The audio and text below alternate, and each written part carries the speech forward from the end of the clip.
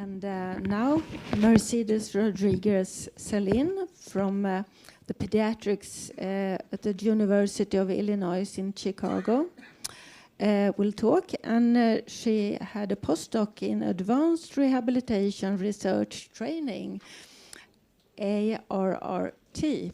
And the topic is a multicenter study to evaluate pain characteristics in OI. Findings from the BBDC.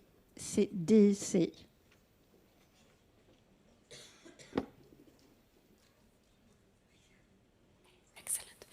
Hi, good morning, everybody. Thanks, Ingun, for the invitation, the OIFE. I'm super glad to be here to share with you some of the results of our multicenter study of pain characteristics. As you see, I work with lots of people, and that's great. So what I want to share with you first is why we wanted to do this study and some of the results of the multicenter study of pain in OI. So in the last few years at Shriners Hospital Chicago, we were able to do several studies trying to understand the condition and how we can help. So we were involved in the multicenter study of mobility, and from that study we saw that many patients with OI has difficulty walking because of pain. We were also able to do the multicenter, the systematic review about how bisphosphonate may help or not with the treatment of pain. And we also were able to do the multicenter study of rotting in OI. And from all these studies, we saw the importance of pain and how pain is associated with mobility, with fractures, with rotting. So that's why we wanted to do this study, because we know of the significant morbidity associated with the condition. So we know that there are many reasons for individuals with OI to have pain, and we spoke about this earlier, and we will continue speaking about this. So I want you to have in mind that we know that pain in OI is complex and multifactorial. So we also know that patients with OI have chronic pain, and there are different models that try to show and have shown how is the relation between pain, the condition, fracture, pain, the conditioning in mobility. But we also know that pain is associated with the conditioning, and this may decrease its participation and may affect mood. So with all this in mind, and also looking through the literature and trying to see what we already know before doing our study. We know that the first study that focused on pain was the one done by SAC in 2005 in 35 children that showed that pain was the first study to show that pain was a common finding among the children with OI, and this affect their ability to perform their daily living activities. The study from Niehem in 2017 showed that it was an integrative review, showed that the research had focused very little on pain. So that was a reason also to do this study. So I say in 2018, where they look for the perspective of the patients with OI, they found that pain was referred as an ever-present burden in daily life. And from our studies, as I said, we found that pain was a limitation to walking, and also that pain was understudied. So we decided, so the summary of the background is that only a few and small studies has focused on pain, then pain seems to limit activity to affect individuals chronically. That from person's perspective, pain is not always addressed and fully understood. So that's why we wanted to do this study with the hypothesis that pain affects all OI types, that interferes with activity, that is not only related to fractures, but also with other factors. So the purpose was to describe the frequency of chronic pain, the location, and the treatment used for pain relief, to analyze pain intensity and at what degree pain interferes with activities, and look for associations and predictors of chronic pain. So we were lucky enough to have information from different multiple sites. So the data was collected in 12 different sites across the US and Canada. And as you can see, the BBDC has been successful in enrolling participants with OI and also with a high retention. So we collected data about the different OI types, socioeconomic variables, and variables and covariates of pain, like the presence of chronic pain, duration, location, the treatment used for pain relief, the reported effectiveness, pain intensity, and pain interference, clinical variables that we wanted to see if they were associated with pain, surgical variables, and functional outcomes. I will show only some of the results, but we did many functional studies to see in this population, and also we try to relate the function and the presence or not of chronic pain. So to know more about participation, intensity, and pain interference, we were able to analyze the content of some of the questions in POTSI and in SF12, and this gave us very rich information about what was happening. So as you can see, we were able to have information in 861 participants that have OI. Almost half of them have OI type 1. As you can see, around 20% of participants has OI type 3 and 25% OI type 4. Unfortunately, all the rest of the types, we analyzed them together because there were many other types. You can see that we were able to include participants with different ages, with a wide range since babies until you can see the oldest was 81-year-old. And in this sample, 39% were adults. And we have data from 4 different visits, depending each participant, but we have lots of data. So overall, what we found is that almost 42% of the individuals with OI refer having chronic pain. And as you can see in this graph, in blue is the proportion of participants that reported having chronic pain across the different OI types. And as you can see there, we didn't find any difference in the frequency, no significant difference in the frequency of chronic pain in the different OI types, so it was similar. It doesn't matter, as they were saying, the severity of the disease. Regarding the location, we were able to find that the most common location was back pain, followed by multiple bones and joint pain. And this was similar again across all OI types. We found that foot pain was more common in the participants that had OI type 1 and in the participants that were able to walk. You see that the duration it varies, but it goes from 3 to 8.5 years. So we are speaking about very, very long periods of time. And the number of pain locations, again, it didn't matter. It was similar across the different OI types. As I told you, we evaluate many functional outcomes, but I brought here the FMS 500 meters, the distance walk, and the days missed from school or work. And you can see that in the participants that had chronic pain, they performed worse in all in all the functional outcomes that we evaluated. As you can see, participants with chronic pain were able to walk less and miss significantly more days from school or work than participants without chronic pain.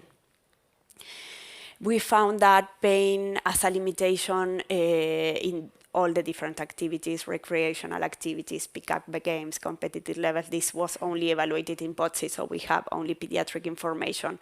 The participation that was less affected was the social participation. We found pain as a limitation of walking in all OI types. Around 30 or 40% of the individuals reported pain as a limitation for walking. We wanted to know about the intensity, so we were able to know how much pain did you have in the last week, and we saw that more than half of the participants have had pain in the previous week, and that the pain intensity, as you can see from the percentage, increased with age. It was moderate and severe in 13% of the children and 26% of the teenagers. So when we ask about pain interference, we have information in children and in adults. And we found, you can see in orange is represented no interference. You can see how no interference decrease with age. And on the other hand, the severity of the pain interference increases with age. And this is significant. And we found that around 70% of the adults refer having pain interference in their activities in the last month. So we wanted to know, of course, about therapies, what were the participants using. So we asked them about certain therapies that were the ones that we usually indicate and we usually use, and we call that the classical therapies. But we also ask about which other things are you using for pain relief. So regarding the classical therapies, we found that, well, first thing, that 11% of the participants with chronic pain were not using anything, no treatment, pharmacological or non-pharmacological, and that was a surprise for us.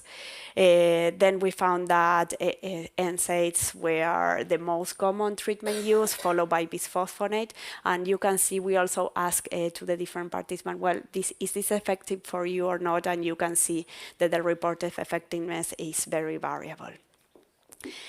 But we also are about, no classical therapy, so you can see that these are the different things that the participants were using, also Tylenol, but also heat pad hydrotherapy, different many options. And if you can see in others, each participant is choosing to use something different, and this is very important. And usually the participants mix classical and non-classical therapy. So speaking about treatment combinations, you can see we saw what was happening, and we see that most of the participants required at least 2 different treatments for pain relief, but some of them, as you can see, require up to 7 different treatments.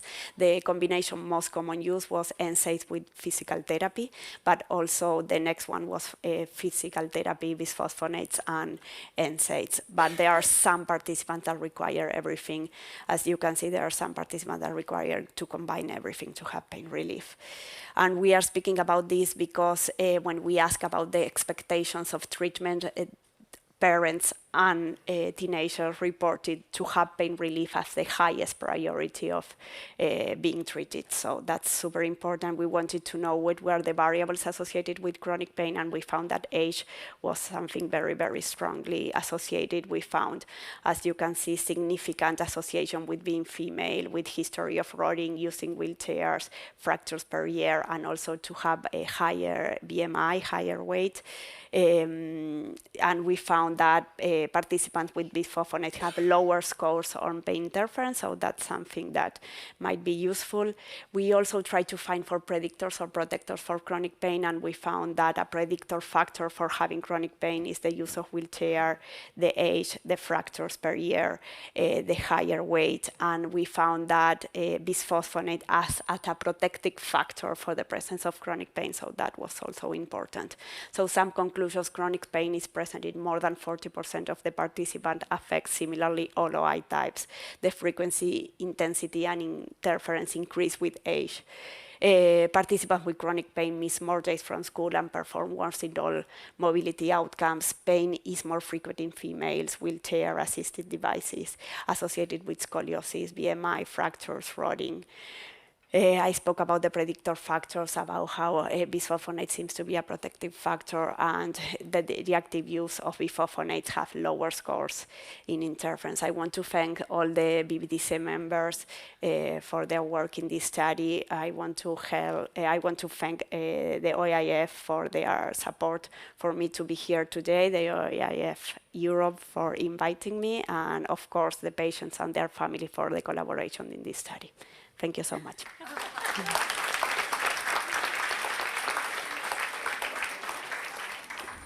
So we have time for a few questions. It's a question over there.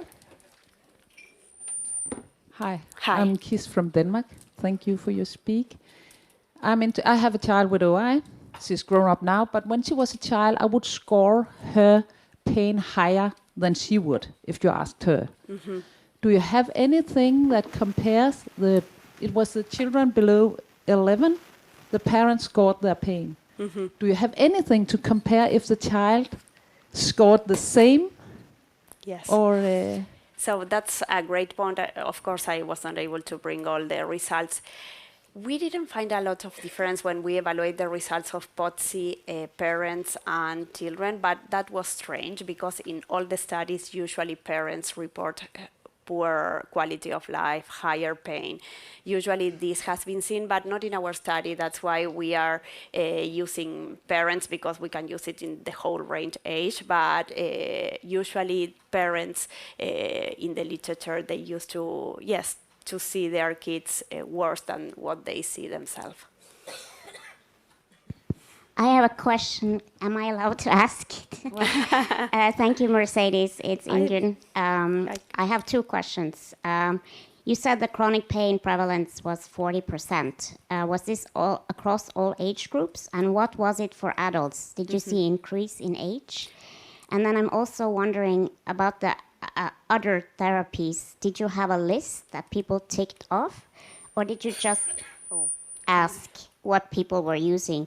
Because in the pain survey we did, heat packs, for instance, came up as number one. And it was only 4% in your study. So I'm wondering, why is it different? Yes, thanks, Ingun, for your questions. Oh, what was the first one? Age, yes. It was 42% in the whole sample, but as I said, 70% of the adults reported having chronic pain. So increase with age, and yes, the prevalence is different. You can see it in this, for example, the pain interference in more than 40 years old, only 10% reported not having any pain interference. And regarding your question about treatment, here is the list. And yes, so we ask about the classical treatment first, but then we ask what other treatments, and in our study, heat bath only was reported by 5% of the individuals, but so maybe it was how it was asked, because we first ask, okay, do you use this, or what other things do you use? Or maybe something that may happen is that people don't think that this is a real treatment, even though I feel it's super useful. But maybe when we ask about treatments, people think, you know, not everybody consider this like a pharmacological treatment, because it's not, but we were interested in knowing everything, what was helpful for each participant, because I feel like what is helpful for one person might be for another one. So that's the importance of sharing these results. Thank you.